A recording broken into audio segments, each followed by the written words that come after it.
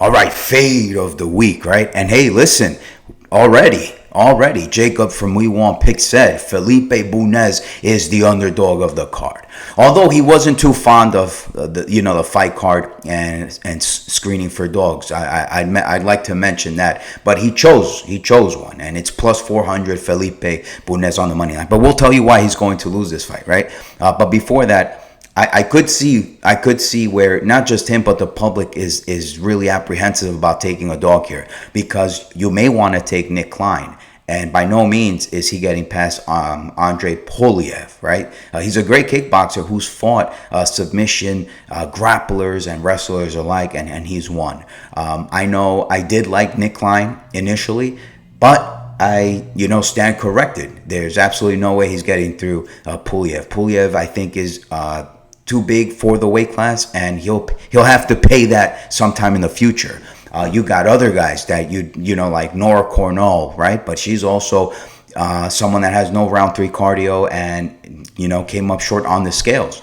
You have fighters like Elvis Brenner against Ribovics, but Elvis, I mean, he's a featherweight, folks. He's a featherweight. He's not a lightweight, man. He's got to cut the weight. Hopefully, he does what the UFC's advised him to do, like most of his peers with Chubok. So I could understand, but we'll get on the technicalities of this now, on the skill set, how this all plays out, right? Because we know Rafael Estevam is primarily a wrestler, right? He's a grappler. This man is great. He floats. He's got good top control. He's got strong hips. And I think the only way that he could ever be exposed is if you could time one of those entries, right?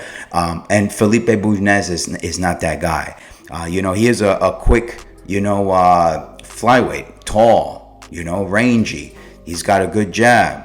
He's quick with the footwork. And, his jabs and crosses utilize his range quite well to time, a check left hook he's got.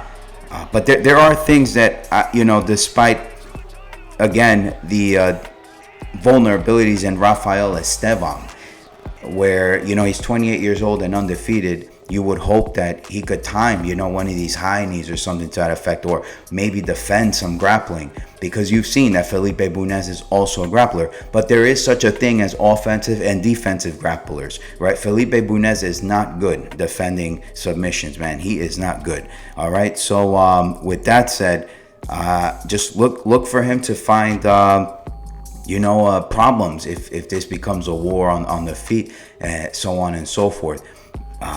That's it for now. Well, if you want, we have actually on our website, proshmobets.com, a more detailed analysis on this matchup. All right.